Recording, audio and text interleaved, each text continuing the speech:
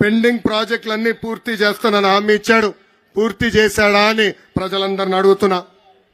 Vamsadhara, Thotapalli, right left canals, Nagavali కరకట్టు పనులు పూర్తి చేస్తానని హామీ ఇచ్చాడు.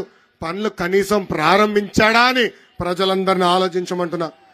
మా చేనేత సోదరులకు ఉన్న బకాయిలు కూడా తీరుస్తానని హామీ ఇచ్చి ఈ రోజు మాట తప్పాడు, మడమ తిప్పాడు ఈ జగన్. అసలు ఉత్తరాంధ్రాని అభివృద్ధి చేసింది తెలుగుదేశం పార్టీ. ఆనాడు వంశధార, నాగావళి నదుల్ని అనుసంధానం చేసింది తెలుగుదేశం పార్టీ.